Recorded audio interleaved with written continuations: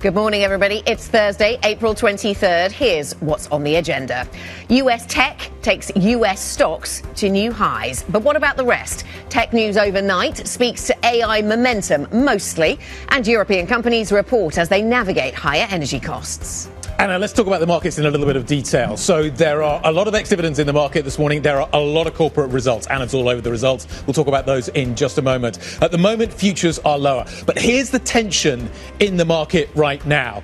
Do you focus on this? Brent crude, 102, let's call it 103. The situation in the Gulf of Hormuz is still very difficult and the strait remains closed. Oil prices are higher.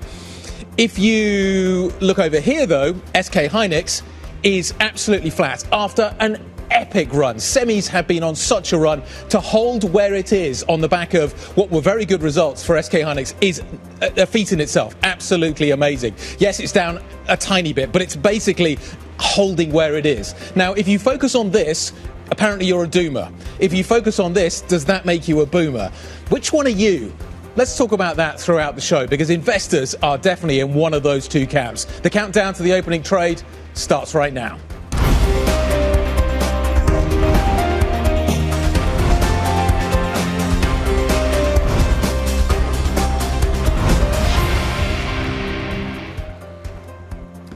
So the doomers or the boomers, and if you look at it through the prism of US equities, the S&P 500 notching a fresh record high yesterday.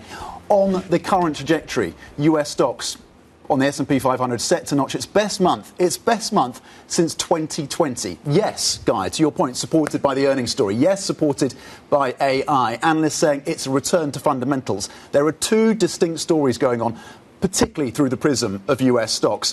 One is that focus, looking through the conflict to earnings to AI. The other distinct story is the fact that the Strait of Hormuz remains closed and that standoff is there with all the friction that comes with it.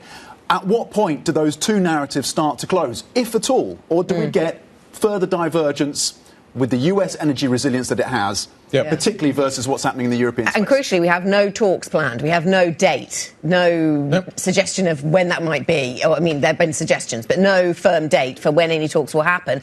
And I wonder whether that bothers Europe more than it bothers America. Perhaps if America does have more of the boomer story, and then Europe is left to feel more of the doom. And you do see a bit of a divergence this week, don't you? More so than in the previous weeks, where the rebound in stocks has continued in the US, and in Europe it has stalled. You just look at the Philadelphia Semiconductor Index. Look, if you want a chart that shows you euphoria, that is it. It is amazing. You look at SK Hynix overnight.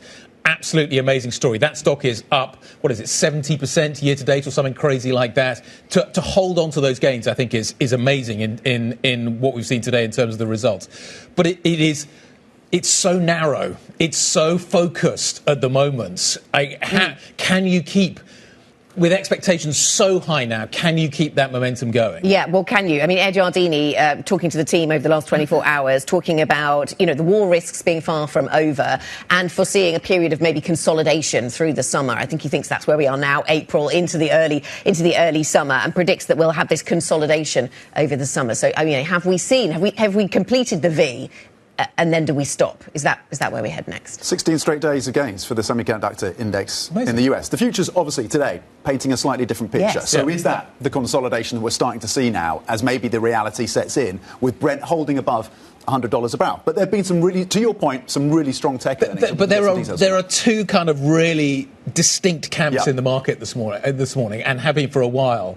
And they are just on different planets in terms of kind of the kind of the investing outlook that they're looking at. It's just amazing to watch. So SK Hynix, a five-fold jump in profit. It holds its gains. It does very well. I think that's an amazing performance to see what we're seeing this morning. BE Semi is out this morning as well. Again, a stock out of Europe. We talk about the fact that Europe doesn't have tech stocks. It does have semiconductor stocks. And you talk about ASML, and we'll talk about that maybe in just a moment. BE Semi, really solid run. Again, expectations are very high. STM, again, similar story. Very strong results out this morning. Very strong set of, but a very strong run this year.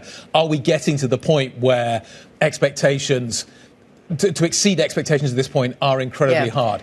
ASML, there's a fascinating story developing around that as well. There is, and maybe that's if there's a boomer and a doomer part of the tech narrative, then maybe the slightly more doomerish part features ASML this morning, because TSMC is saying it's holding off on deploying.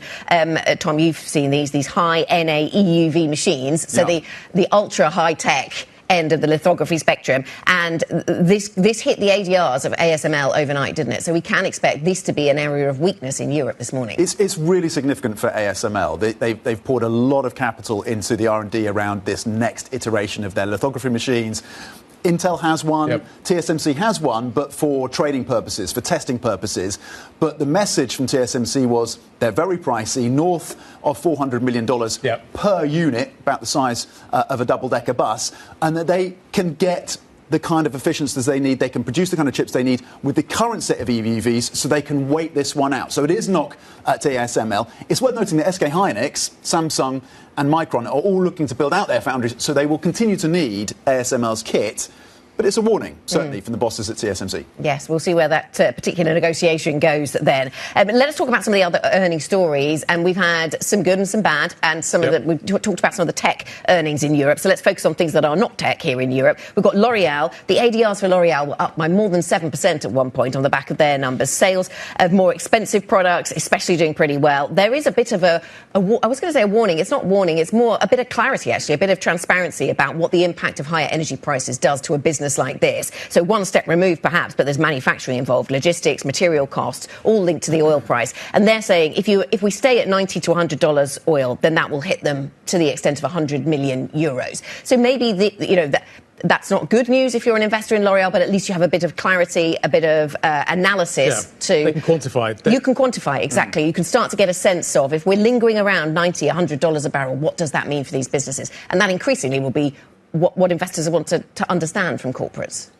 It's interesting. The L'Oreal story is interesting. You talked about it in a meeting this morning, and it's distinctive because we can look at the luxury stocks and the consumer stocks and think, well, let's throw those out, given what's happening in terms of the increase in pricing and the softness across the consumer globally. But L'Oreal is a distinct story. So you have to do your homework as well on these individual names and these individual stocks, because that's an idiosyncratic story. And despite mapping out the potential hit to revenues as a result of the oil price, investors clearly welcoming the top-line numbers coming through. Heineken, a very different story. Volumes dropping more than expected. There's weakness in Europe. There's weakness in the US. And that trend around moving away from alcoholic beverages, particularly amongst younger demographics, continues to be a headwind for them. So that is a consumer story on the challenge side. I find it interesting. We talk about a lot worrying about young people and their drinking, but for entirely different reasons, as would have been the case 25 years ago. Yes. Though I wonder if that's beginning to change a little bit. Nestle, world's biggest food company, I think, still. Are we going to see food inflation coming through? At the moment, I'm not seeing anything in terms of the impact that they're talking about. They're saying sales rise on snacks and coffee. Yes. Maybe the coffee outweighs the beer. The coffee seems essential at this stage, doesn't it? Does. Nervous snacking. And we're looking to numbers out of Sainsbury's as well to give us some clarity there. The revenue meeting estimates broadly, but they are saying that their Argos business, which is more sort of household kit and a bit of tech, Argos trading so far reflects a subdued market. So you wonder whether that is, to your point about the consumer, related. UK consumer looking under huge amounts of pressure at the moment. OK, what have we got coming up on the show? We've got a lot of corporate results. We've got a lot of great CEOs. Thomas Schinecker, Roche's CEO, will be joining us shortly. We're going to get some analysis with Sharon Bell, senior European equity strategist over at Goldman Sachs, and Micael Johansson, the SAAB CEO, talking to us about what is happening in the defence space a little later on the programme, Tom. Let's look ahead at what else we're going to be monitoring throughout the day. 9 a.m. UK time, then Euro area services. We'll be breaking those for you, of course, MFG PMIs as well. A lot of data out of Europe that's going to give us more clarity in terms of the health of the European economy as it faces these energy challenges. Also today, EU leaders will be meeting in Cyprus to discuss geopolitics and the response to those energy constraints. We are on the ground covering that for you. And later, US jobless claims, so engaged there on the labour market in the US, services and MFG PMIs as well. And aftermarket on the earnings front, really important when it comes to the software space. SAP, of course, listed in Germany, they'll be coming out with their earnings. American Airlines, an update there from the airline space, which has been challenged, of course. Intel on the tech front. And then tonight, the US is hosting a second round of Israel-Lebanon talks as that shaky ceasefire continues. Yep. We continue to watch what's happening in the Gulf very carefully, and we'll come back to that throughout the show. What else do you need to know this Thursday morning? Let's talk a little bit about the PMI data. We probably should do that before we get to that.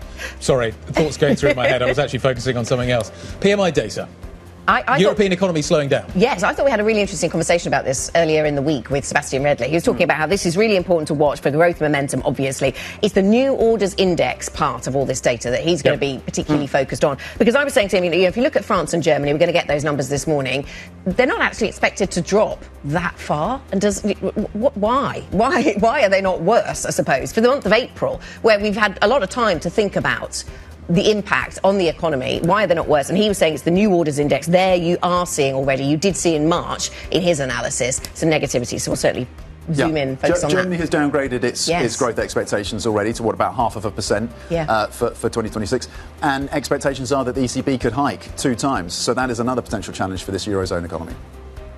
What is that going to mean? Just that if you are slowing down and you're going to be hiking, is the ECB...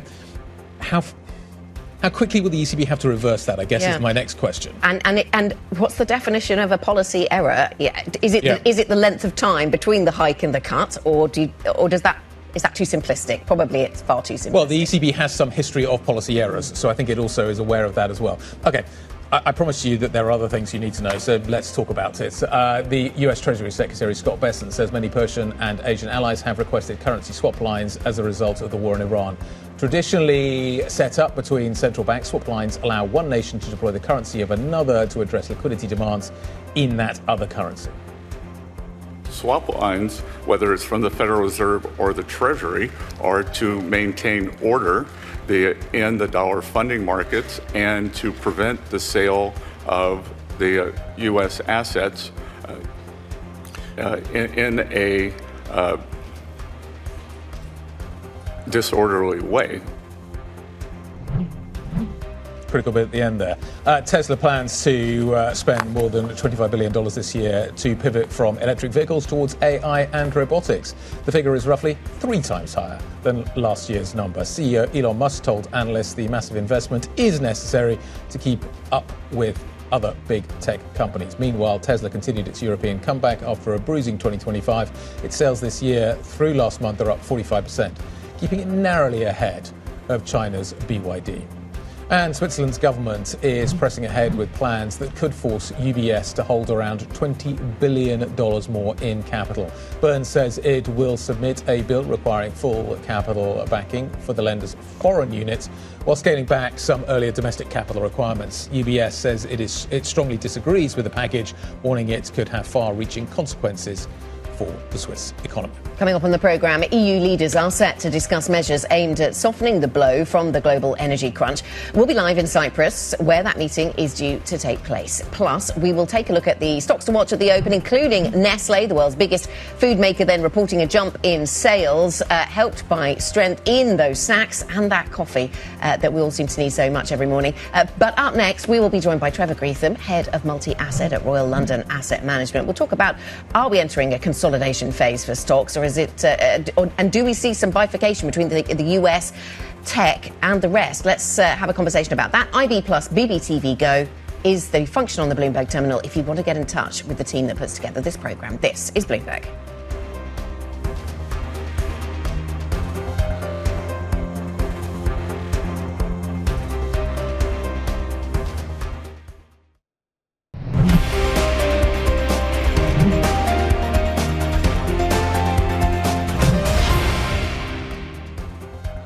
You don't do a ceasefire when you're literally obliterating the other side. I think we have a very successful negotiation going on right now, and I think it'll be, if it happens, it'll be announced fairly soon, and that'll give us free oil, free Hormuz Strait. Everything will be nice. Will you extend the ceasefire? Maybe I won't extend it. Okay. But the blockade is going to remain. But maybe I won't extend it. So you have a blockade, and unfortunately we'll have to start dropping bombs again. They wanted to close up the Strait again, as they've been doing for years, and they can't blackmail us. We're taking a tough stand. They've gotten away with murder for 47 years. They're not getting away with it anymore. Some of the recent comments from President Trump showing his evolving views on what's next for the ceasefire.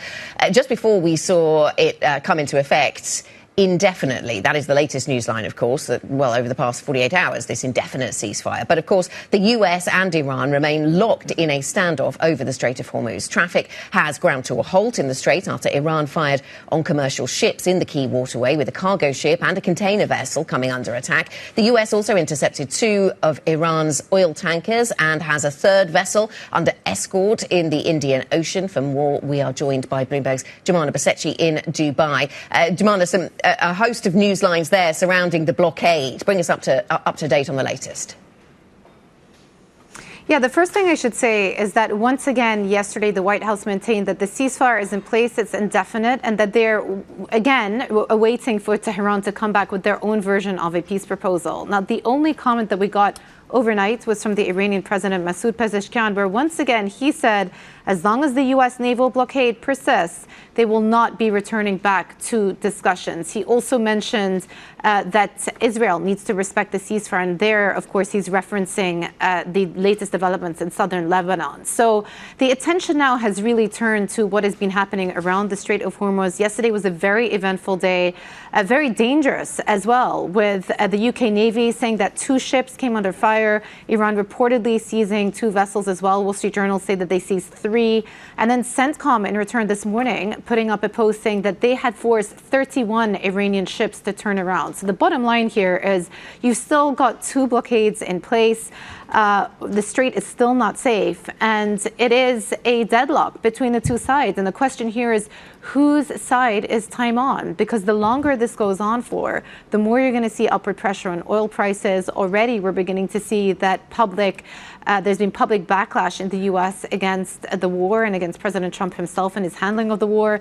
At the same time, President Trump also maintains that this is costing Iran $500 million a day, the blockade is. And again, we haven't been able to verify those numbers, but it is a battle of the wills here. And it seems as though in order to progress to the next phase of negotiations, you need one of the sides to cave on the blockade. Yep. Which one moves first? Johanna, thank you very much indeed. Johanna Bessent updating us from Dubai. Joining us now, Trevor Greetham, Head of Multi-Asset at Royal London Asset Management. Good morning, Trevor. Good morning. We find ourselves in a world where, on the one hand, we have oil prices at elevated levels. On the other hand, we have semiconductor stocks rocketing towards the moon. How do those 2 things fit into a portfolio? They're looking at different time horizons. So if you're a stock market investor, you're thinking, what are the likely earnings I'm going to earn from these companies over the next 5-10 years? What will the interest rates be I should value them at? Yep. If you're a commodity investor, you're thinking about how much do I have to pay for crude next Wednesday? Yep.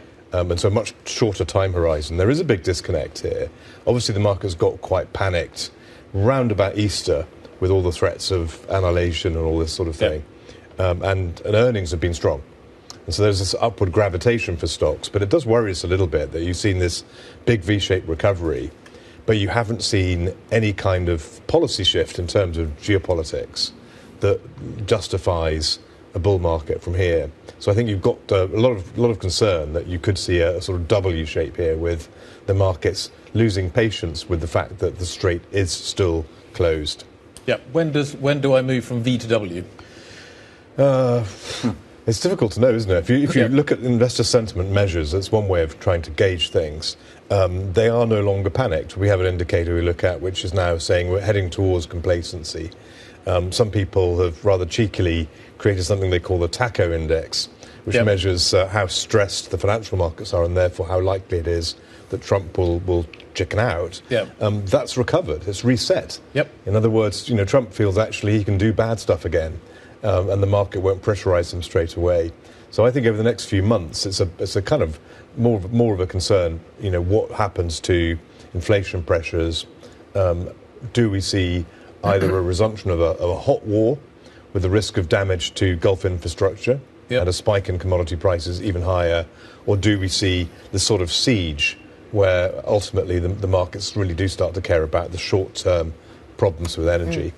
And do you see, Trevor, investors increasingly leaning to commodities and saying, well, if we're going to have to deal with all of this volatility and higher inflation, well, I'm going to up my exposure to commodities as a way of protecting myself from that? Is that a strategy that people are increasingly using? Yeah, I mean, we're the UK's largest commodity investor, so we've always included, for 10 years or so, commodities in our multi-asset funds, and we find it gives a lot of resilience to unexpected inflation shocks, the COVID Ukraine shock as well as this shock. But there is a tendency amongst people that don't include commodities in their portfolios to say it's either always too soon to invest in them or it's too late. And at the moment, most people who don't have commodities are going, well, I wouldn't buy them now. But the point is that they give you resilience in a geopolitical shock. You'd expect commodities to come down. You'd want commodities to come down from here as we get a more peaceful world economy. But they'll still be there to give you the resilience against future inflation. And is the case for that even stronger, Trevor, as we see these, what you call incidences of spikeflation, happening more frequently? Yeah, so spikeflation is this sort of concept where I look back at the times when there was high inflation, like the 1970s or around the two world wars, and it was never high and predictable. It was spiky. It was price level shocks. So inflation got up to 15 or 20%, and then the price level adjusted, the year-on-year base came down, and you had low inflation, then another spike. The 70s, obviously, we had two. And you've probably seen the charts going around lining up the inflation shock of 74 and 79 with 2022 and now. But there's more than just a sort of coincidence here, because it's the reduction in fossil fuel investment because of net zero, it's deglobalization, it's geopolitical instability, and most of all it's debt. And when there's so much debt sloshing around, you must have this as well. People often say to me, how's this all going to end with all this debt? It will get inflated away. Governments have an incentive to let the debt get inflated away. So you've got central banks that say they have a 2% inflation target. Whenever one of these price level shocks comes along, they say, not now. And it's a bit like dieting between meals, and it has the same sort of impact. So I think you will see longer term inflation rise, and that's why you need to have some of these inflation hedges. And arguably inflation is more of a problem for Europe than it is for the US right now. And we started the show by talking about the divergence between the European and US equity stories, at least in the last few days. So we're set for a fourth straight day of losses for the benchmark stock 600 here in Europe, and we're at record highs for the S&P 500. Does that divergence become more acute, do you think? It does seem a little bit like, heads you win, tails I lose for Europe, doesn't it? So, because the problem for Europe is that if it's peace, then it's the peace portfolio, if you like, is government bonds and it's tech and it's America. The war portfolio also doesn't include Europe because of the energy problems that Europe has got. So it kind of feels a little bit like Europe is unloved in both scenarios. How much conviction do you have around the AI story right now? I've got a lot of conviction that AI is going to be everywhere, but I'm not convinced you'll make a lot of money in the stocks. And I sort of cut my teeth at Merrill Lynch in the late 90s in the dot-com bubble. And at that stage, people didn't appreciate, and we've chatted before, how cyclical growth stocks can be. They think growth stocks don't care about the economic cycle. But in the end, technology investment was cyclical. The Fed could raise interest rates and burst the bubble.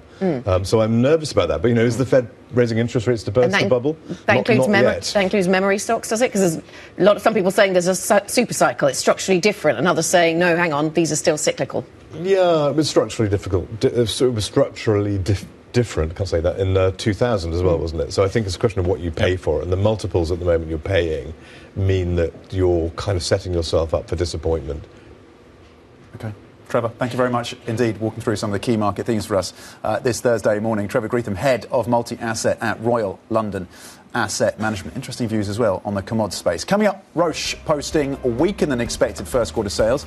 They were hit by copycat drugs and currencies, the strong Swissy, of course. We're going to discuss some of those factors and the earnings numbers with the CEO, Thomas Schinecker. That is coming up next. This is Bloomberg.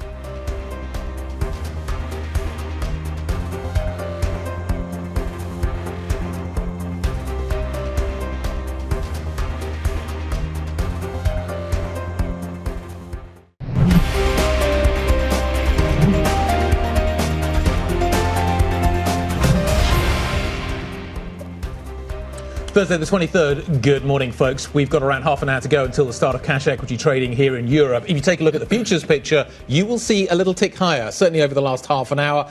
When I first came in this morning and looked at the numbers, we were down circa 1 and a bit % when it came to Euro Stoxx 50 futures. We're now only down by, let's call it, 0.5%. The FTSE's down by a similar sort of amount. CAC futures are actually positive this morning. US futures have also bounced. E-mini futures are now only down by 0.4%.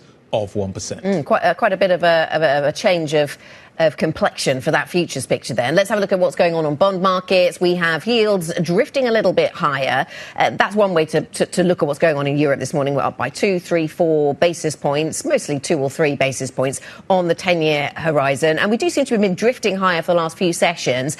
Or are we consolidating? Certainly nothing compared to the moves that we saw to the upside in yields at the beginning of March. But that's where we are. Let's get back to the earnings story with Roche in focus for us now, because Roche has reported weaker than expected first quarter sales, hurt by competition for its older medicines and the Swiss franc's appreciation against the US dollar. Revenue falling 5% to 14.7 billion Swiss francs. Despite the decline, the drug maker has reaffirmed its outlook for the year. We're pleased now to be joined by the CEO of Roche, Thomas Schinecker. Thomas, good morning. Thank you for your time. What are the biggest challenges for the business right now? Is it the generics or the Swissy?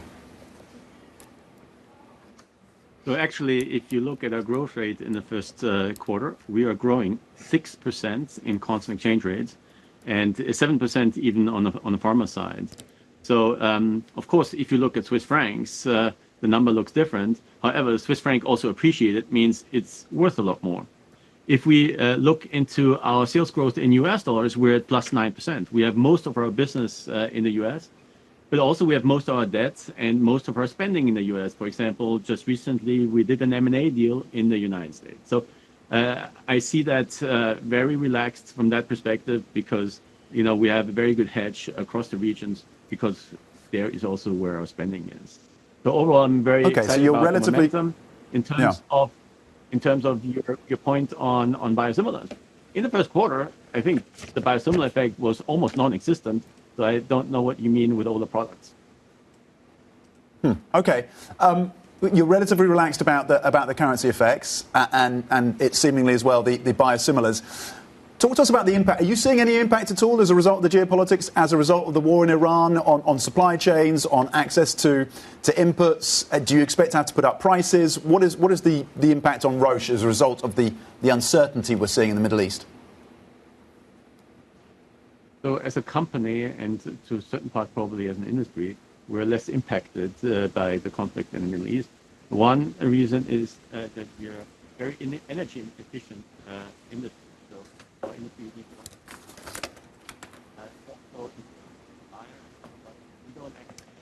Okay. I think we're seeing some slight issues when it comes to the microphone. Thomas is still talking, so I'm assuming that we... Has it slipped, perhaps? Thomas, if you can hear us, perhaps it's slipped. Anyway...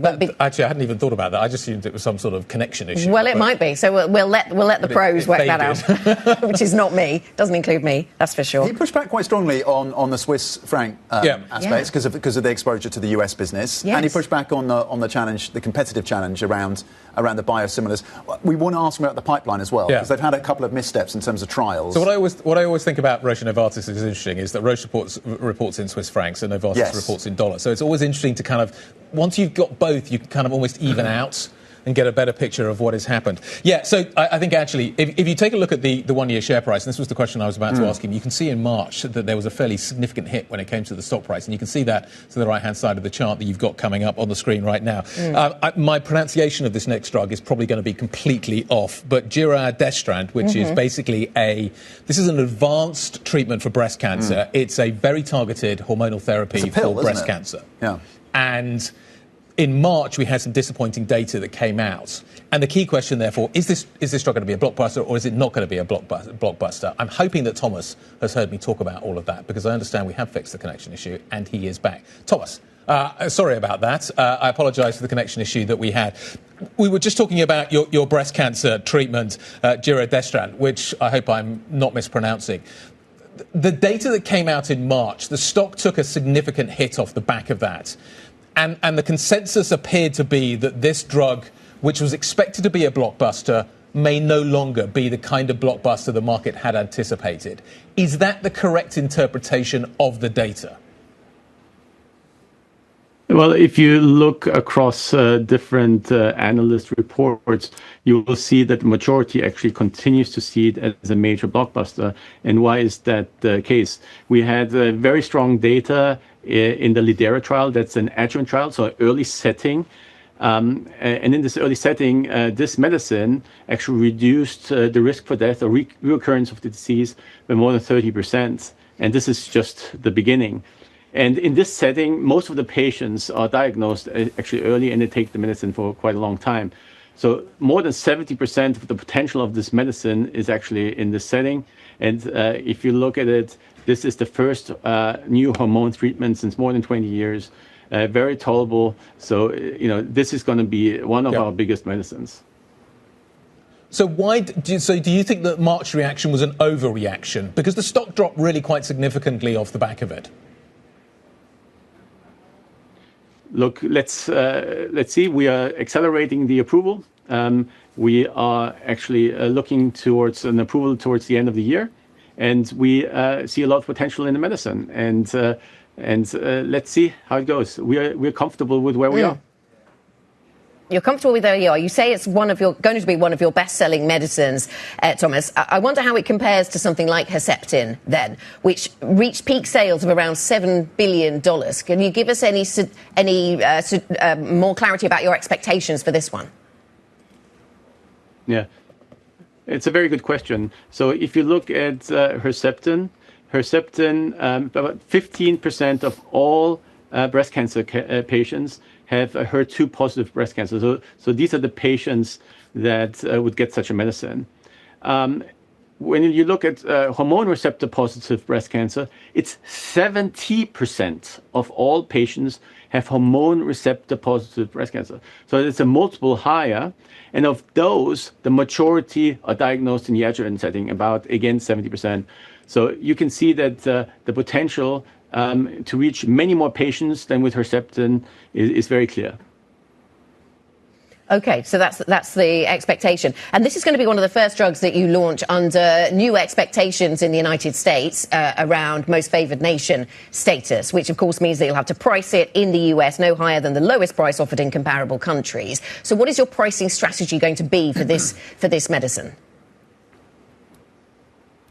So we are working very quickly with the FDA to get this medicine approved in the United States. And usually, if you look even prior to the situation that we're in now, in the US, we always got approval about 1 year ahead of any other countries in the world. So the US was extremely fast here to give access to these medicines to patients. And so that means we probably have another 1.5 to 2 years to see how that will be answered across the other countries. Thomas, if other European countries or European nations don't match the US pricing, would you withhold the drug? We are a company that wants to give access to all patients who need these medicines. And so a clear goal is to give access to patients also in these countries. But clearly, we'll have a discussion on the value of the medicine. I mean, this is a significant benefit to patients, 30% improvement versus the standard of care, much better tolerable. And so, we are having those discussions already.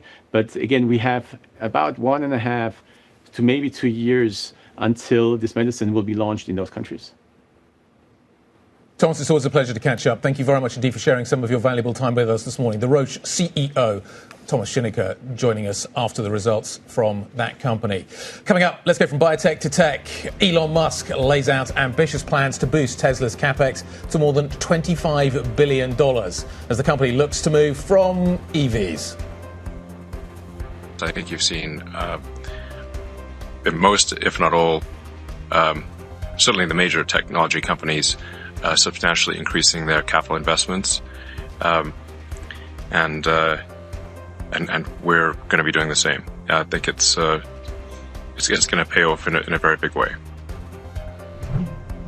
Drink the Kool-Aid. Tesla's AI pivot. We'll talk more about it next. This is Bloomberg.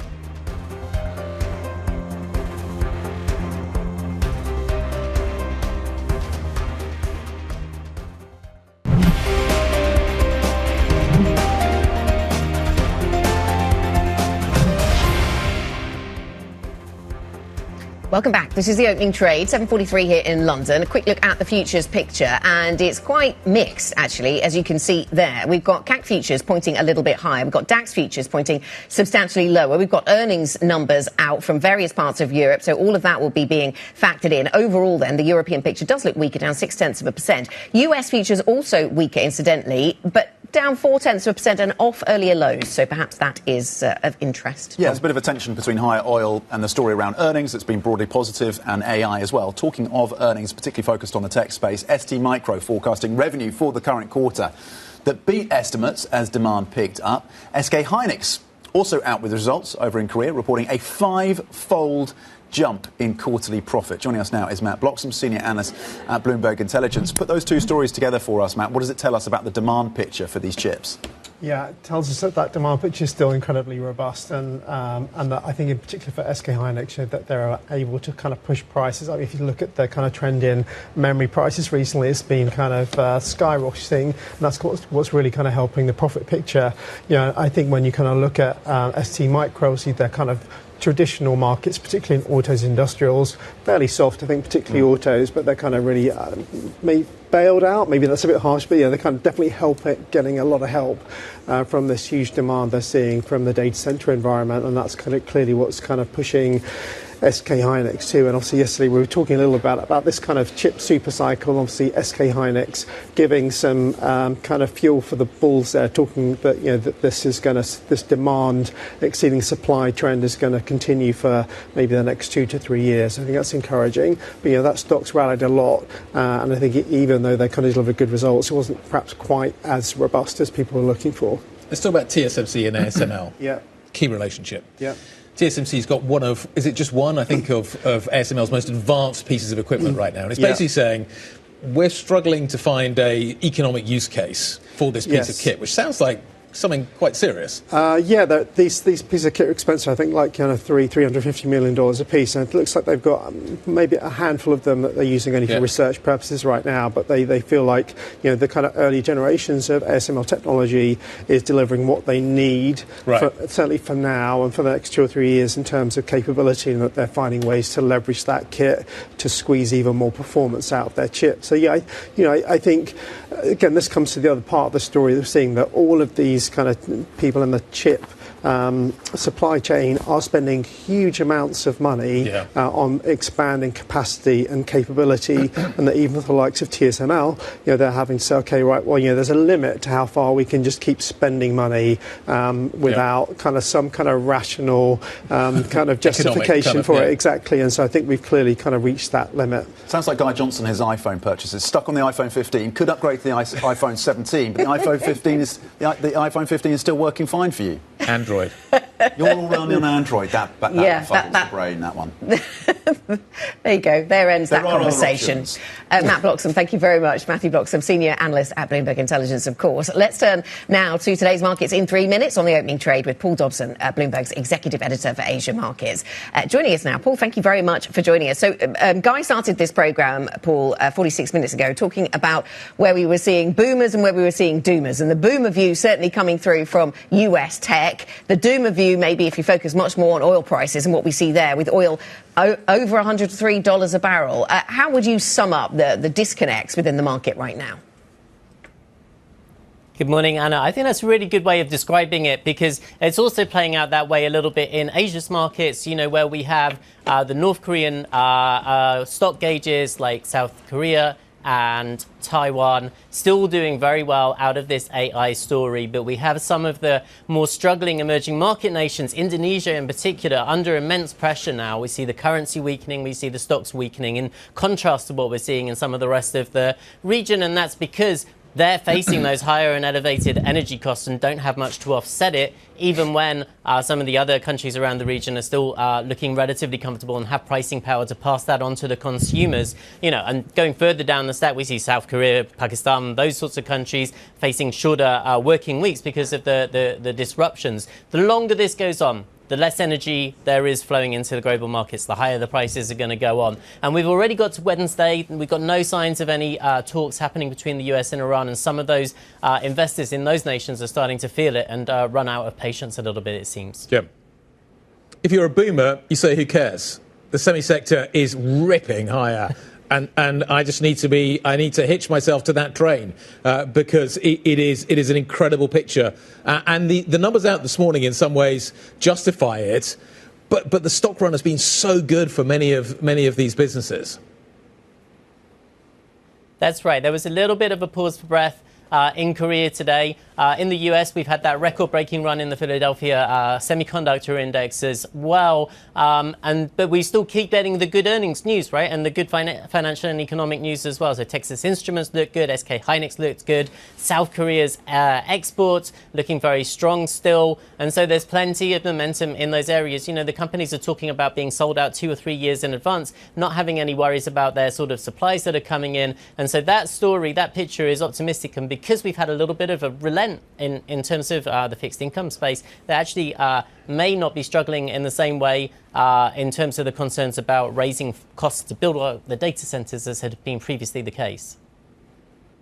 Paul, I want to look back to your first answer around geopolitics and what we're seeing in Iran and how that ties into the FX space and something of a shakeout in terms of dominance among the yuan, the yen. There's the dollar story as well. What are you seeing when it comes to the FX impacts of that?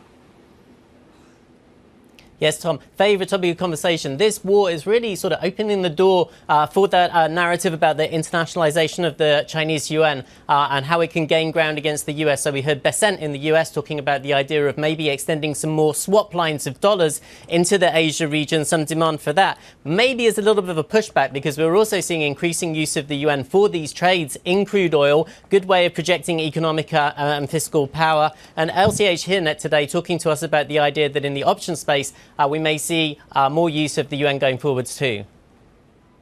Paul Dobson, thank you. Bloomberg's executive editor for Asia markets. Let's get your stocks to watch then. A very busy day on the earnings front, certainly. Chloe Melly, what are you watching? Good morning, Tom. We have a Nestle to look out for on, as you said, this very busy earnings day. And it could be quite positive for Nestle with resilient sales that was driven primarily by snacks and coffee. And it managed to offset some of the impact of the infant formula recalls from earlier in the year. And this actually echoes what we heard from Danone yesterday about the maybe limited impact in the end of those infant formula recalls. We've seen both of those companies struggle a little bit recently. But the fact that there's this ongoing turnaround with Nestle, they're getting rid of some underperforming assets as well. That could be reassuring to Nestle investors this morning and perhaps boost the shares. Moving on to another consumer company that might not be doing so well this morning is Heineken. It reported beer volumes that fell more than expected and really confirms that this slump in demand is maybe there to stay. And so we have seen Carlsberg, AB InBev and Heineken, those three beer companies, face the same problem, which is this declining consumption of alcohol globally. But Heineken has been actually the one that has been worst affected by that, and we can see that reflected in that underperformance. And so today's results might continue that narrative for Heineken and lead to a little bit of weakness. And finally, let's end with pharmaceuticals because Roche reported a declining sales. It was hit by negative currency effects, but also because it's facing rising competition for its older medicines from cheaper copycat drugs. And so if we add the fact as well that Roche has seen some mixed trial results recently, we could see some weakness there after what has been quite a tough start to the year already for that pharmaceutical company. Yes, and the CEO, though, being quite optimistic about what the new breast cancer drug can do still. So we'll see if that has an impact. Chloe, thanks so much. Chloe Melly with those stocks in focus. And we do have quite a divergence, don't we, across these European equity markets on the back of some of the earnings stories. You reminded me of what I was so excited about at the top of the programme, which was the L'Oreal numbers boosting the French market. And Chloe was talking about Nestle there, and you wonder whether that boosts the Swiss market this morning. But the DAX looking really weak. Yeah, it's going to be interesting to see how some of the more traditional companies, let's call L'Oreal a more traditional company versus the tech story this morning and how that ultimately plays out. The tech stocks have had an incredible run. If they just hold anywhere near some of their recent highs, you've got to take that as a win. And normally you'd kind of get these situations where is it better to travel than arrive? Once you get the actual information, maybe you sell the stock. But you're not necessarily seeing that in all of these names this morning. But what you're also getting is evidence that the tech trade is broadening out. It's not just the data centers, it's not just the GPUs. It's about the optics. It's about the power supply chips. It's about a broader set. Saw that with ABB yesterday. Yes. And you're going to see it Nokia and Europe today. has skin in the game there. Anna was flagging as well, Dassault Systems, because we've got SAP later today, which I'm really interested in. But the software, this is an industrial design company, Dassault Systems, and you're pointing out that actually the numbers came in a little bit more robust. This is a company that's been under pressure as part of that SaaS-pocalypse trade. Yes, if we remember February, seems like a long time ago, but SaaS-pocalypse was all the rage, January, February, and Dassault Systems was one of those companies that was really beaten up as a result of that. And LSEG as well was also really beaten up. And we've actually got from Dassault Systems some numbers that are either in line or better than anticipated. And from LSEG, we've got actually an uptick to guidance, so they're guiding to the upper end of the range. So that's not to say that necessarily all of the software worries are non-existent, but maybe timing these things. I mean, maybe they are non-existent, or maybe the timing is the issue, and the benefits of AI are not going to come as quickly as we expected. We'll see. But it's interesting that those stocks might rebound in today's market. Keep an eye on oil stocks as well today. Oil's at 100, what is it, 103 this morning. I'm assuming you'll see a kind of knee-jerk reaction back into BP, Shell, Total. Could give some resilience to the FTSE 100 on higher oil prices. It's really interesting. Back to the SaaS-apocalypse story, which is, I guess, a question for SAP, and I believe we're going to be speaking to them tomorrow. Is can you contain and maintain margins?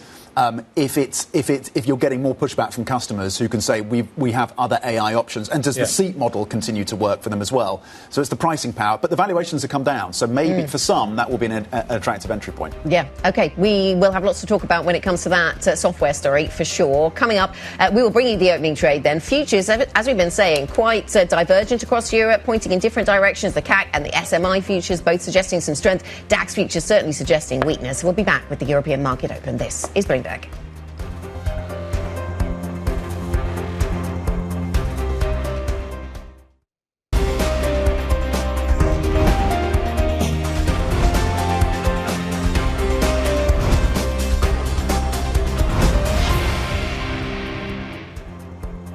Good morning, welcome back. A couple of minutes to go until we start equity trading, cash equity trading here in Europe. Yesterday's session, there was something for everybody in yesterday's session. Oil prices ticked higher. The geopolitical situation continues to look more difficult. That's the kind of doomer view of the world. The boomer view of the world was certainly evident with all-time highs in stocks yesterday. The semiconductor story continues to rocket ever higher in a vertical, euphoric kind of direction. So stocks certainly absorbed that, and we saw yesterday's session pushing up towards the end of the day. US stocks continuing to fly higher. This morning, we were lower. We're actually kind of off our lows when it comes to the futures pitches, aren't we, Tom?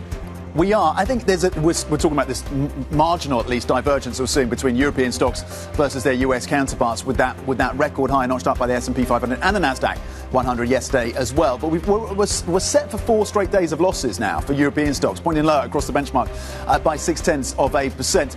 Yesterday, the breakdown was energy at the top in terms of your sectors and travel and leisure at the bottom. But again, it was a negative session for European equities. FTSE 100 futures pointing lower by 0.4%. We'll see how much support comes through with oil above $100 a barrel, around 103. DAX futures in focus, currently pointing low by 175 points. And the earnings story, of course, central as well. And maybe a bit of strength that will come through for the likes of Switzerland and France on the back of L'Oreal and Nestle. But also you've got ASML as well. Anna, in focus, some names for you as well. Yeah, let's bring up some individual companies and some sectors that we are particularly interested in this morning. L'Oreal in focus after pretty strong update from them. The ADRs were strong. Nestle in focus again, a strong update there, talking about snacks and coffee.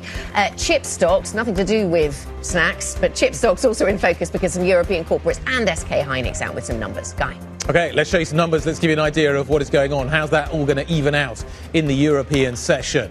FTSE 100, we've got oil stocks potentially on the move today. Keep an eye on what is happening there. But there's plenty of other stocks they're going to be moving as well. LSEG is certainly one that stands out for the FTSE 100. I'm interested to see how it trades this morning. So the FTSE 100 barely budging. Not much movement. That is, I suspect, a narrative we may see replicated elsewhere. But as Anna's been pointing out, a little bit of divergence when it comes to single stocks. That may show up at an index level. The FTSE 100 now beginning to tip a little lower. We're down by 0.5%. The Stock 600 down by 0.5%. The IBEX is down by 0.8%. The AEX, we'll look at ASML there, but also some of the other chip stocks down by 0.4%. We're expecting the CAC 40 maybe to benefit from a little bit of L'Oreal this morning on the upside, 6-7% potentially on the upside for that one. And the DAX clearly has something to digest. It is not open yet. Tom, what are we seeing when it comes to the sector story? This is a similar picture to the sector breakdown that we saw yesterday. Broadly at the top of the list, energy gaining 0.5% with Brent at and above $103 a barrel right now.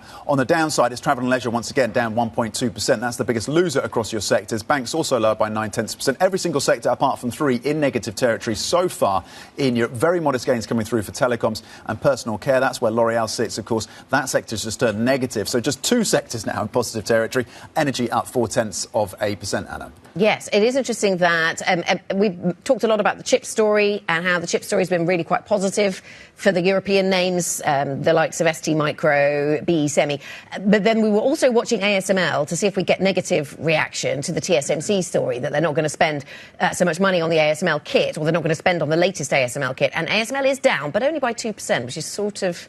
it's a big name, though, so that's going to weigh on the AEX. But that's where we are. I think expectations perhaps set by ADRs, whether that could be lower than that. Interesting that LSEG is up by 1.6%, which in a market that is going downwards is not a bad performance. And Dassault Systèmes, just having a look at that one, that's up by 3.4%. Yeah. So is there something in this rethinking those stocks that were really beaten up by the SaaS apocalypse? There's something odd going on with Kongsberg. If you're seeing it on your screen, Kongsberg is divesting its maritime business. So just be aware of that when you potentially see some odd things showing up on your boards. But I think it is interesting that you are seeing chip stocks kind of holding in there. Expectations are so high. So to continue to believe in that trade rather than going, now's the time to take profit, I think is quite a strong kind of indicator for future activity. The thing I said about those beaten up by the SaaS apocalypse, not helping SAP, though, which is interesting ahead of tomorrow, because SAP down by 3.3%. We've got a lot of ex-divs, though, so we'll just keep that in mind, as I mentioned that. We'll come back with a rundown of those. Let's get some more perspective on what's happening in these markets. Sharon Bell joins us, Senior European Equity Strategist at Goldman Sachs. Sharon, nice to speak to you this morning. Good to have you with us. So we're busy digesting a lot of European corporate earnings. What stands out for me from your analysis, and you can update us on this, because I think this was a few days ago, but the European, there was earnings growth. There has been earnings growth reported in the first quarter for Europe. It is substantially weaker than in the US. That was up by 4%, you were saying, for the first quarter. That was, as I say, a few days ago. I wonder how your thinking is evolving about European stocks as we watch this earnings season unfold. So you're right. The first quarter in the US is likely to see double-digit earnings growth. It's very driven by certain companies, but nonetheless, double-digit earnings growth quite easily. Whereas in Europe, you're probably going to see a few percent earnings growth, also quite skewed. Banks and energy are probably going to give you a lot of that growth, whereas other companies, it's flat or even slightly down. Right, OK, so that's the earnings story. And then the earnings story is just one of the narratives that's running through the market at the moment. The other is around how much we can look through what's going on in Iran and higher energy prices, because look over here, we've got AI and tech stocks doing really well, in particular chip stocks overnight.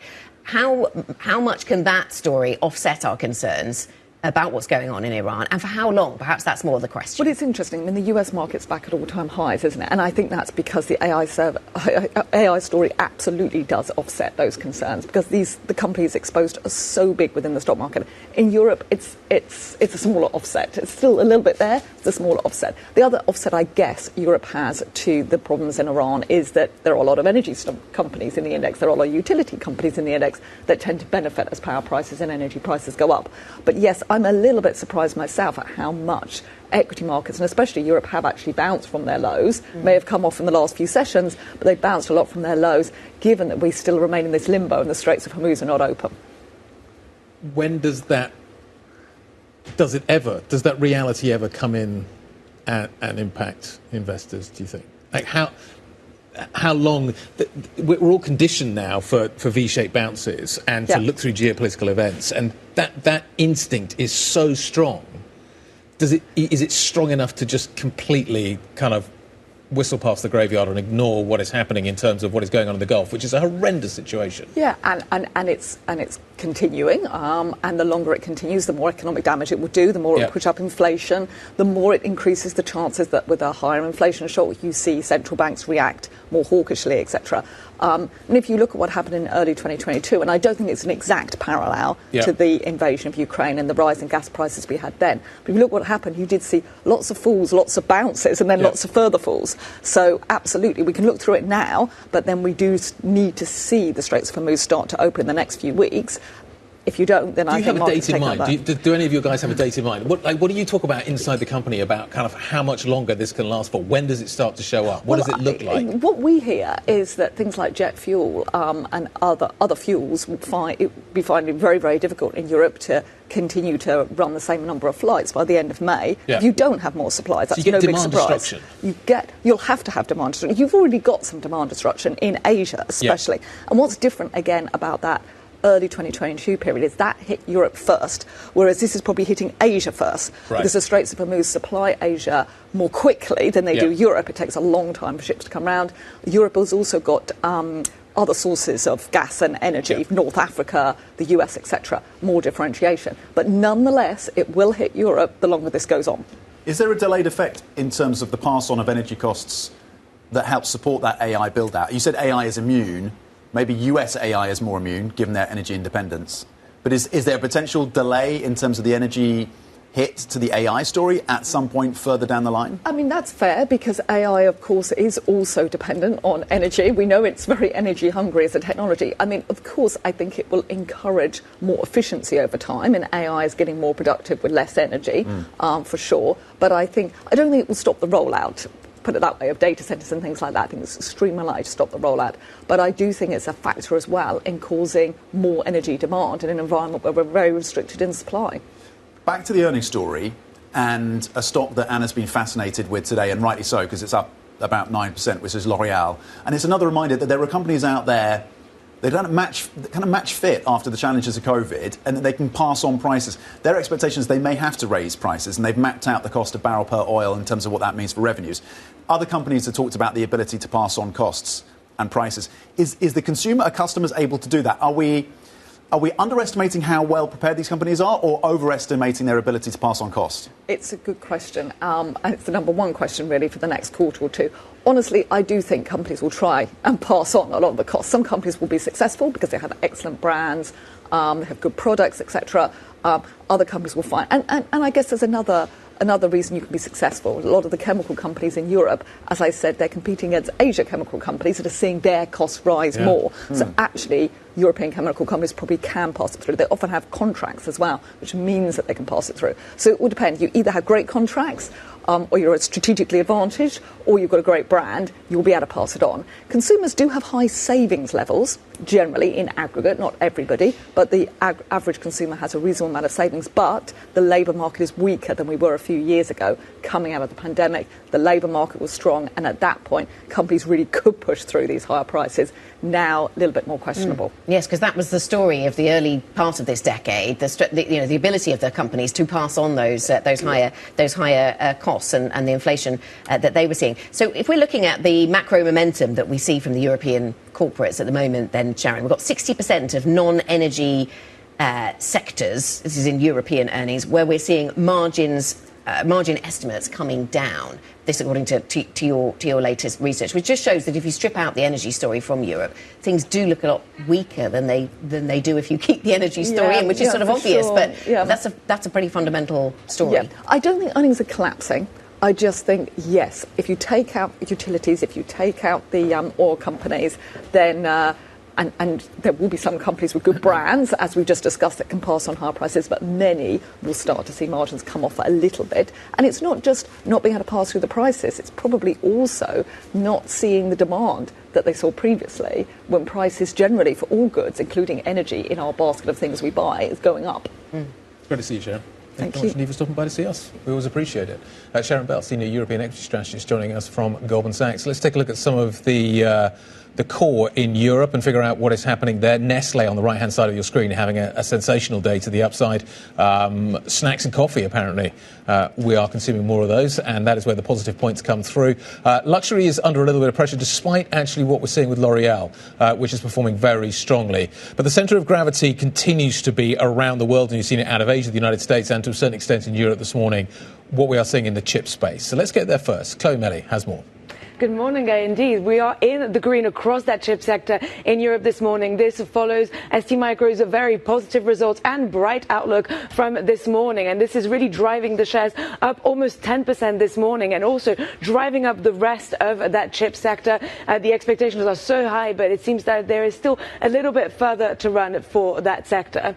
Moving on to Heineken, which is in the red this morning. It is down a little over 2% after saying that volumes had fallen more than expected. It's really dealing with the impact of lower alcohol consumption, and out of all of its peers is the one that is worst affected, and so we are seeing that reflected in those shares this morning. Sainsbury's is also not doing so well this morning. It is also down more than 5%. It said that profit could drop this year because of consumer uncertainty and the higher costs associated with the conflict in the Middle East, so a little bit of a negative outlook there. Dassault Systèmes, the software company, however, is doing quite well. This is interesting given that this is one of the companies that was caught in the software sell-off from earlier this year, and therefore the expectations going into the earnings were a little bit pessimistic, but all the metrics came in either in line or above expectations, and so this is seen as quite reassuring.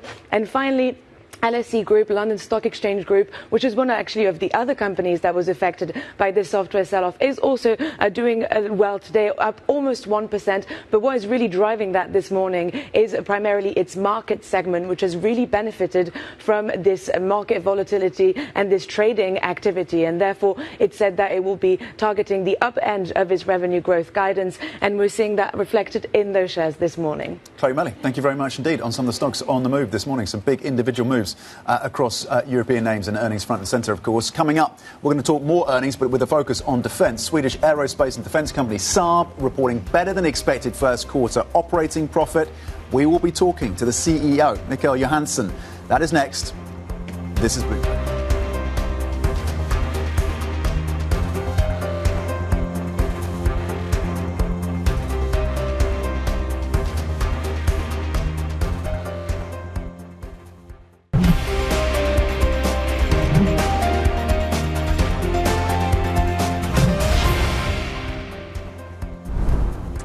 Welcome back. This is the opening trade. We've got some breaking news coming out from France in the shape of PMIs. And I'll start with the composite number because this is big picture. We are seeing a drop down. This was already in contraction territory. So this is telling us something about a decline in growth momentum for the French economy. It's gone down from 48.8 to 47.6. And it's crucially weaker than had been anticipated. So that's part of the story. But underneath that composite number is a really interesting divergence where services is getting materially weaker. That's at 46 as the handle there. And manufacturing has actually jumped and is much more positive at 52.8. So expansion in manufacturing, contraction in services is the latest at the coalface indicator we're getting from the French economy. I say the coalface, I should probably say nuclear because, of course, this is a much more nuclear exposed economy. So maybe here is not where we see the real pain of what's happening in the Strait of Hormuz. But we'll keep watching these numbers. Pretty certain they drive cars. But maybe there are a few more electric ones coming through, and maybe the impact comes through, particularly in industry. It was interesting to hear we talk about L'Oréal and what they're doing in terms of quantifying their impact, what they are going to see. So there is probably an effect in there. But why services have dropped back pretty sharply? Yeah, but that manufacturing strength is quite pronounced. Almost 53, so comfortably in expansionary territory. The forecasts have been for below which is the bigger part of the economy. Services. Services, by some considerable margin. So if you're seeing that kind of weakness in services, what does that reflect in terms of consumer behaviour? What are consumers doing right now that they weren't doing before? Is this a sign maybe that they're actually backing off some of the things they would have done traditionally? And these numbers are quite far off estimates, aren't they? Which is also interesting, the fact that economists didn't anticipate this particular divergence or this scale of movement. So we'll certainly keep that in mind. We are still talking about earnings, though, and specifically from the defence sector. We are. So let's talk about what's happening with SAAB this morning. The share price is on the move a little bit this morning. That's what it's doing, down by around 1%, but not a relative to kind of recent moves, relatively big move. In terms of what we are seeing, the Q1 operating line looks ahead of estimates. The sales line looks pretty kind of in line, but slightly softer than maybe estimates were looking for. The company's talking about the market conditions still being favourable. So what does favourable mean? Let's try and find out. We're joined by the SAAB CEO now, Micael Johansson. Micael, thank you very much indeed for joining us. you talk about market conditions being favourable. Can you quantify favourable for me? Is it more favourable than it was before? Less favourable than it was before? What does favourable mean this morning?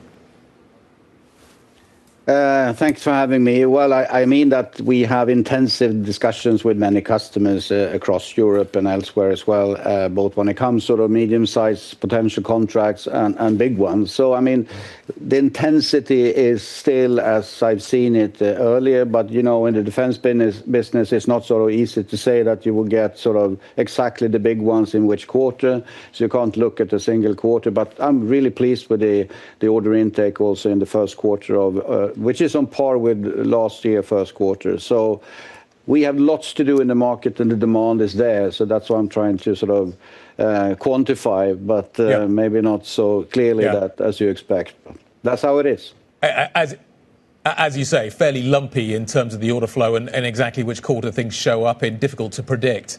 Are you seeing more interest out of Europe? Are you seeing more interest out of the Gulf? Where is the new business? Where are the new conversations happening right now?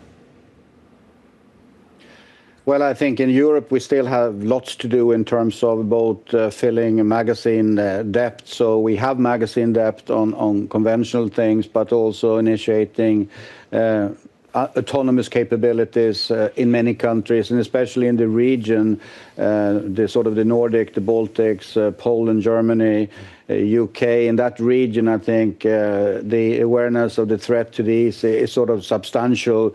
The support to Ukraine is substantial. That hasn't changed either. So we see lots happening there.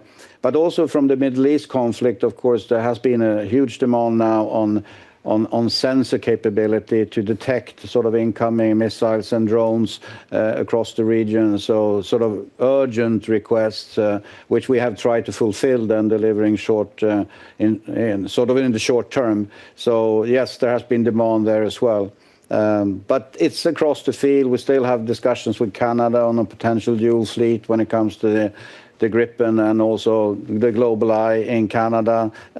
We have discussions, of course, from the meeting between President Zelensky and our Prime Minister last year on taking it forward with the Gripen in Ukraine. So there are many things ongoing. Micael, good morning. What is your current annual production capacity for combat weapons, and are you looking to increase that capacity? Absolutely, and we have invested heavily on that side, and we still have factories coming into play both in the US and India, but we have taken into operations now 2 lines in Sweden this quarter. And that, of course, is supporting the growth of the company, and sort of the 23.6 organic growth is substantial. So, and that is helping now, and we have a big order backlog, so we need to get these things into action, and that is going really well. So, of course, we have probably 4- or 5-folded the production of support weapons since the tragic war in Ukraine started. What are the biggest constraints to building out capacity at this point? Well, I would say I have great respect for the supply chain issues because of the geopolitics and the conflicts and what have you. Not short term, because we have plenty in stock, but we have to work diligently with regionalization and also the depth of the supply chain. I mean, the component side of things, the raw materials. All the time, we have to get more sovereignty in the Western world across the field of that. That is very important to us. And of course, we're looking at redundancy in the supply chain. So supply chain is probably the area where we spend most time now securing our growth going forward. Not urgently, but sort of a bit more long term. Can I ask, you mentioned Canada as you went around the world, Micael, on opportunities. There's currently a review of the F-35 programme underway there. You have been in the past pitching the Gripen, of course. Do you have any sense of timing, any sense of progress, any sense of what kind of opportunity might be thrown up by quite open tensions between Canada and the US? Hard for me to judge exactly when Prime Minister Carney will take a decision on that side after the evaluation. I see an interest. We give lots of information. We have plenty of discussions, both on the Gripen side of things, but also on the Global Eye. So we have two avenues working in Canada, and I will continue to work that diligently until they've taken a decision, because this is all about, okay, Canada, do they want sovereign capability in the aeronautics field, which we are prepared to give them in terms of tech transfer and knowledge transfer and setting up capacity together with their industry in country and having a Gripen hub in country. So that's what we're talking about, but it's up to Canada to take this decision, and I can't exactly say when. But lots of interest, yes. Yeah, it's interesting how that conversation about in-country might become more prominent. Micael, can I take a step back and think about where we are on the journey around defence and the build-out of defence? You talked about a big order backlog. Some portfolio managers talk to us about, yes, buying defence stocks, and others, in particular around Europe, cast doubt over whether European governments will really spend the amounts of money that are being talked about. Is that conversation getting into SAAB at all, and the big order backlog? Do you have real proof from European governments about their spending intentions? I see no signs of governments in Europe sort of saying that we will take a step back and maybe not invest as much as we have said. It's different in different countries in terms of the schedule, the timetable. But I mean, in our region, Sweden, Baltic states, sort of the Germans, the Poles, that is lots of investments ongoing, and we still sort of maybe halfway plus on the journey towards 3.5%, which everyone committed to in the NATO summit last year. So there's lots happening still, and I don't really see a sign of countries now stopping their investments, no. Micael, can I just ask you a question about the Nimbrix anti-missile system, anti-drone system that you have? It's coming soon. You talked earlier about conversations you're having, near-term conversations you're having with Gulf countries. Are you talking to any of the Gulf countries about deploying that within the theatre? Can you give us a sense of timeline? Does that change? And is the sort of cost per kill advantage that potentially you have over other systems now about to really come to the fore? Well, our ambition, of course, is to create an effect which is really cost efficient and connects to our already up and running counter-UAS systems. I cannot say exactly when that will be delivered the first time, and of course the interest is big in all countries, including the Middle East. But to say exactly when we will have it up and running in play, even though it's not far away, I think that's a bit premature to give you that information. But we do have counter-UAS systems up and running with different types of effectors as we speak, and we just recently got a reasonably big contract from Sweden, 2.6 billion Swedish, on counter-UAS system. So, and that we've done in only 7 months to establish that sort of system into the market. So when Nimbrix comes into play, that will add another sort of effector to the system, because that system is agnostic when it comes to the effectors. But to say exactly when, in which country, it's a bit premature. OK, SAAB CEO Micael Johansson, thank you very much indeed for your time on the back of those earnings. Coming up, oil hovering around $100 a barrel on Brent as the US and Iran battle, of course, for control of the Strait of Hormuz. We'll bring you the latest next. This is Bloomberg.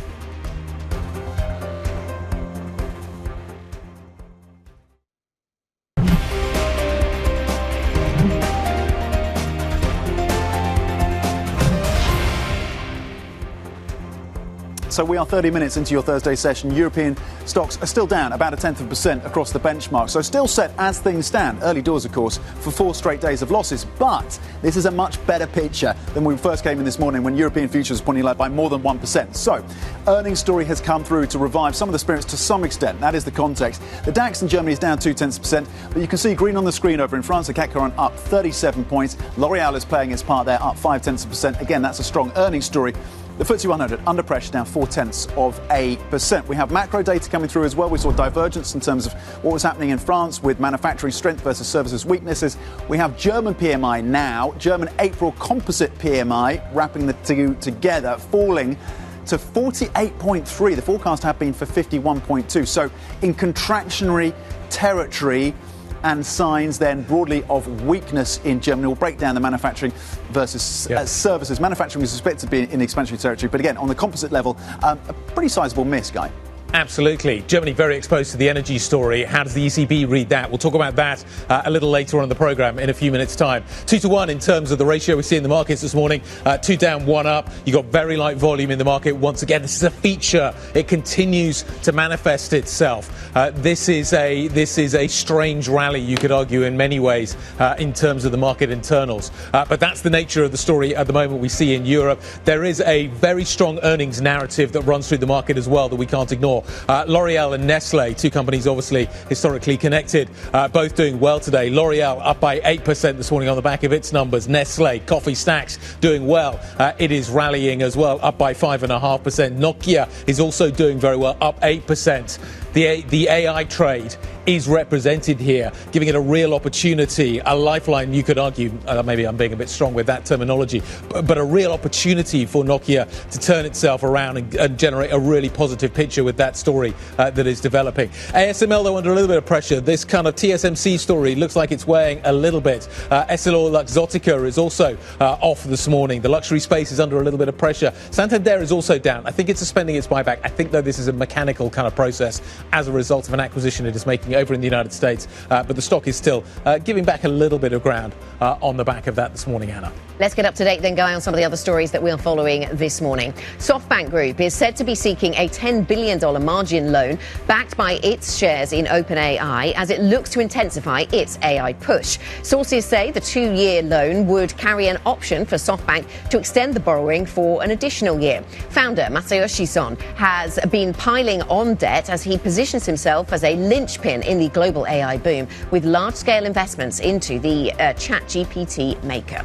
France's forecasting office has flagged suspected tampering with weather sensors at Charles de Gaulle International Airport and referred the case to police after detecting unusual readings. The numbers are important for the safe operation of the airport, but also are used to settle contracts for daily high temperatures on Polymarket. Prediction market traders and independent meteorologists questioned the results of the contracts, which attracted roughly $1.4 million in combined bets. That's according to data from Polymarket. And the US will host a second round of talks between Lebanon and Israel today in Washington as the two countries push on with direct negotiations amid regional tensions. The ceasefire announced last week runs to Sunday and has largely held despite mutual accusations of attacks. Tom. Let's get back to the macro data picture, because what you're seeing is a distinct story between France and Germany in terms of relative manufacturing strength, but services weak on both fronts, both countries. So across the services picture over in France, you saw a contraction to 46.5, deeply in contractionary territory. And you're in contractionary territory as well in Germany. Services PMI for the month, the most recent month of April, 46.9. Again, manufacturing for both Germany and France still in expansionary territory, but you put them together in terms of the composites, and it's a pretty challenged picture, and certainly the energy story and constraints out of the Middle East will be a factor. Let's get more analysis right now, because of course we are getting that second read of business surveys. So there's the detail, and bring in Zoe Schneeweiss, Bloomberg's Europe economics editor. Zoe, what for you as you pass this data are the main takeaways? The main takeaway is that this is hitting Europe a lot more strongly than anyone had feared. We saw this last week already when we got the new IMF numbers. The new IMF forecasts with the downgrades to Europe really were quite considerable. Now, with France, we were expecting those numbers today to be below that 50 level. That in PMIs is so important. Below 50 is contraction, above 50 is growth. Germany here had been expected to have readings above 50, and now both the services number and the composite number are clearly below 50, or clearly in contraction, and that is very bad news for the German government, which, as we know, just downgraded, just halved its economic forecast for this year to just 0.5% yesterday. So if you're Christine Lagarde and you're looking at these numbers, what do you make of them? You have an inflation mandate, but this looks like weak growth. Yes, it does look like weak growth. At the same time, these aren't hard data. These are soft data. These are based on surveys. And we had Philip Lane speaking both last week at the IMF and just yesterday in Frankfurt saying the people answering these surveys, the purchasing managers in this case, have the same information that we have. There's so much uncertainty about what's happening in the Middle East, about the Strait of Hormuz, how long that will be closed, what will be happening there. So they all have as many questions as we do. So while they can give you a spot impression, it really, with things changing day to day, we need to wait for more hard data. And that means next week's rate decision, we've had indication now from most all policymakers, will be a hold, because policymakers just don't know yet how hard this situation will be. Yes, absolutely. With the Strait of Hormuz still practically closed, with these two interlocking or overlapping blockades, then, Zoe, in place. What's interesting also from the data is, yes, the manufacturing side has shown a little bit of weakness, or at least coming down, but it isn't really where the action is. It's the services side in both Germany and in France, where we're seeing quite a lot of weakness, certainly in Germany at 46.9, well below the estimate as well, and well below the previous reading. I mean, what do you think is explaining the way that this is getting into the services sector? We know for France that the reason that the services number was so weak is because people are not willing to spend.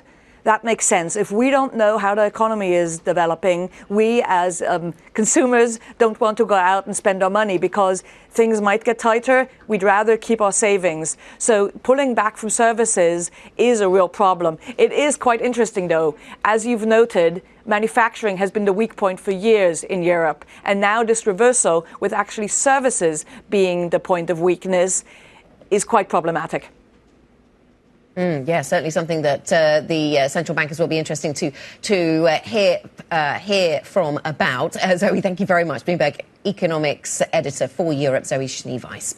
Let's talk about the driver of some of this data, and a lot of this is coming from oil prices, of course. Oil prices extending gains as the US and Iran remain locked in that standoff over the Strait of Hormuz after failing to meet for a fresh round of peace talks. Let's get more with Stephen Stachynski, who leads our Asia energy coverage. So what are traders watching for then, Stephen, for the next catalyst then for oil prices? I mean, it seems day after day we have to keep saying the strait is still not open. I mean, what is it that traders are going to be watching for? I think they really want to see whether Iran is able to get ships through. There was an interesting Vortexa report out earlier this week saying that dozens of ships have essentially gone through the strait that were Iran linked, despite the U.S. blockade. But then the U.S. came out yesterday and said that's they pushed back against that report, saying that they've been able to turn around ships. They've boarded 2 oil tankers that were Iranian-linked.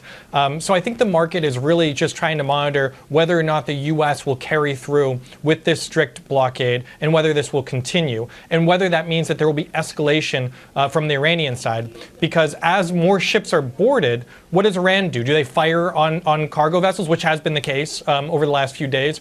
And does this stay just in the Strait of Hormuz, or does this escalate to a wider regional conflict, right?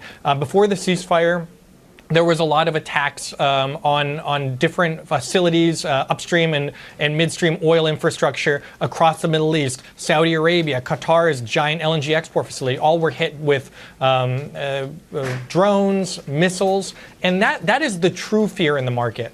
If it escalates to that level, then maybe we'll see Brent rising to where we were in the highs last month, which was the $120 level compared to where we are right now, which is just around $100. Stephen, where are we in this standoff? You point to the fact that the Iranians have fired on a couple of vessels. They've taken a couple in. It seems. What is the latest in terms of any traffic through the strait, and how the US and Iran are responding? So we have seen a couple of ships kind of go through that were Iranian linked. I mean, the challenge is all we can see is the AIS. Those are the signals essentially from the ships saying where they are in real time. You can see it on MapGo on the Bloomberg terminal. But the problem is we don't know exactly how many vessels are going through because a lot of them turn dark. They go dark before they go through the strait to avoid detection. Now, the U.S. says that they're still able to find those ships and turn them around or board them. But essentially, we're at a standstill, and it's very fascinating because I was tracking liquefied natural gas tankers over the last few days, and LNG ships, that's 20% of global LNG supply goes through the Strait of Hormuz. Not a single ship has gone through since late February when the war began, and there were some ships over the weekend kind of getting close to the Strait, looking like they might even go. They were signaling Pakistan as their next destination in the next few days, and then they turned around, and now they're back in Qatari waters, which really, in my view, indicates that perhaps a lot of these vessels that aren't Iran-linked have just given up. They don't want to risk it. They don't know how to get through. They're not able to get the clearance from Iran, or they're just worried that they might get attacked if they were to go through Omani waters as well. So we really are at a total standstill. And every day that the Strait remains shut, that removes millions of barrels of oil per day from the market. It reduces the amount of LNG 1 week that this Strait remains closed. There's enough LNG supply lost that can power all the homes in Sydney. It's a tremendous amount of energy. So I think traders are also just kind of keeping track of that as they try to navigate the supply-demand situation going forward. Stephen, thank you very much indeed. Stephen Czapczynski joining us, leading our Asia energy coverage. Lots to talk about there. Let's turn our attention back to some of the corporate news we've been receiving over the last 24 hours. Tesla plans to spend more than $25 billion this year as the company tries to pivot from EVs, electric vehicles, towards AI and robotics. The automaker also saw European new registrations jumping 84%. This as it continues its comeback after what can only be described as a bruising 2025. Stefan Nicola, our Autos editor, joins us now. What do we know about this massive investment? It's not going into cars, it sounds like. It's going elsewhere. Yeah, it is going into a lot of things. AI is one thing. Chip factories is another. Automation, automated driving software. Tesla also wants to expand its robotaxi service to several more cities this year. So spending will go into that project as well. However, Tesla has been quite thrifty in the first quarter, so it will need to ramp up spending massively to get to the $25 billion, to the tune of more than $20 billion in the remaining 3 quarters. Yeah, so quite an extensive spending push. And Tesla wants to show that it's more than a car maker, that it's this conglomerate of AI, of next generation digital technology that it's showing to investors. It almost, seems to decreasingly want to be just a car maker, doesn't it? Let me ask you more about Tesla then and what its plans are around chips in Texas. Tesla is to spend $3 billion, we understand, on research into a chips factory. Is that right, in Texas? What more do we know? Yeah, that's correct. And this is a sort of a smaller scale chip research facility. A bigger scale, latest generation chip plant can cost, $20 billion, $30 billion. So this is a smaller scale facility that will probably look into testing cutting edge chip technology for use in the various Tesla products. It's a combination with from Tesla, SpaceX, and also Intel. So this is where Tesla is probably testing out new technology for different products. And this obviously comes as chips are getting scarce around the world. So this is a sort of a hedge against bottlenecks in supply. Stefan, thank you very much indeed, breaking down the Tesla numbers for us. Stefan Nicola, our Autos editor. Meanwhile, EU leaders are meeting in Cyprus amid mounting economic pressures from the Iran conflict. We are live in Nicosia. We'll be on the ground for you, bringing you an update. That is next. This is Bloomberg.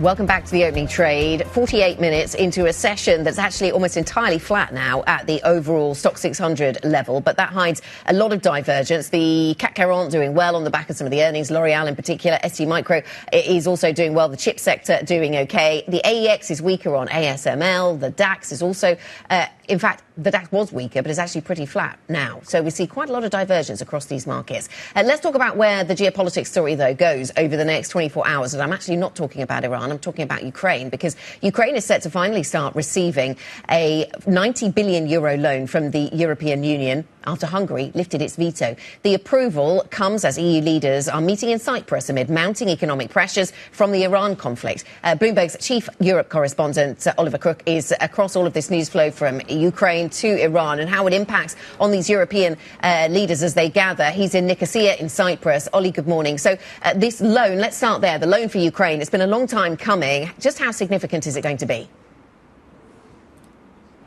Yeah, it's absolutely extremely significant. I mean, it's a matter of survival for the Ukrainians. That's what we've heard repeatedly from Zelensky when we spoke to him, at the end of last year. And we've heard from various officials from Ukraine that 90 billion euro loan is essential not just to finance the sort of budget of the government, to finance the war effort, and that money will be used basically immediately on a number of different things, but predominantly drones and trying to sort of expand and maintain the kill zone on the battlefield within Ukraine. Absolutely essential for them in order to fend off and to stop these sort of Russian advances. So for them, this is a sort of joyous moment here now that we have Viktor Orban finally sticking effectively to his word in that agreement that we had back in December for that 90 billion euro loan. That should be progressing. We will have Zelensky here in Cyprus meeting with leaders a little bit later this evening to discuss that. But there's also another conversation around the sort of disappearance of Viktor Orban at some point in the next month when we have the new government in Hungary. Does that give the opportunity and scope for the Europeans to advance a lot of other initiatives that they've had difficulty moving forward? For example, additional sanctions on Russia. There's also a very long conversation that is now accelerating about integrating and exceeding the Ukrainians within the European Union. We spoke to the Deputy Prime Minister of Ukraine, who was in Brussels yesterday, to have those discussions with the Europeans. They say they're about 40% of the way there. They would like to see themselves joining the EU next year. That is, of course, a much bigger conversation, a complicated one and a difficult one for many, even allies of the Ukrainians. But that is something that now seems much more possible than it was a month ago. Ollie, let's link what is happening in Ukraine and what is happening in Iran. When the Ukrainian conflict first erupted, there was an energy crisis, and European governments responded by protecting consumers. This time round, their capacity to do so is significantly lower.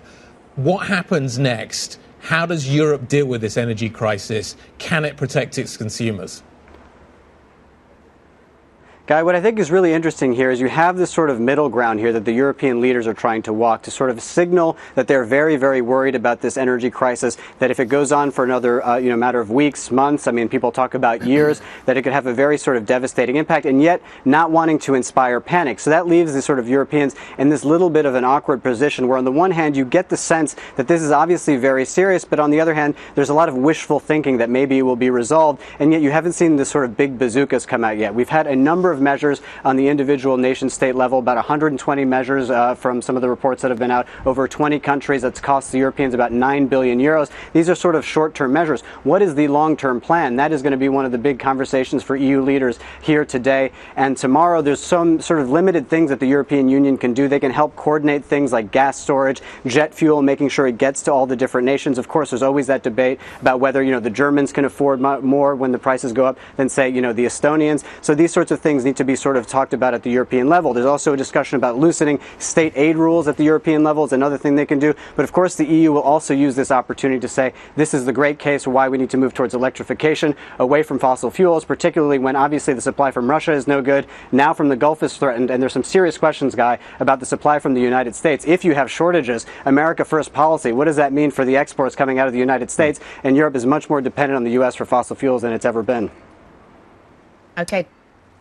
Apologies, Tom. Go ahead. Ollie, thank you very much indeed. Thank you, Anna. It clearly says Tom on the prompt. I don't know why I started speaking. Thank you to Ollie for that comprehensive update. Ollie, thank you very much indeed. Oliver Crook reporting from Nicosia, and Ollie will be on the ground for us throughout the day with updates on that meeting and those issues, of course, as they unfold. Let's look ahead to what else we are thinking about for this Thursday. 9 a.m. UK time, then we're going to get Euro area services and manufacturing PMIs. We've broken the ones for Germany and France for you, with services under pressure in both of those countries. Today, EU leaders, of course, as we've been discussing, meeting in and Cyprus. As you know, Ollie's going to be keeping us across that, of course. And on the jobs front, in terms of the labour market, the US later, US jobless claims will come through, services and manufacturing PMIs out of the US as well. So that rounds out a bit of the picture in terms of the health of the US economy. And aftermarket, on the earnings front, SAP, really important in light of the SaaS apocalypse. We'll be getting those numbers for you. American Airlines reporting, and Intel as well in the chip front, getting a bit of reprieve in terms of the tie-up with, or at least support from Musk and Tesla. And tonight, the US is hosting a second round of Israel-Lebanon talks. So that's part of the geopolitical conversation.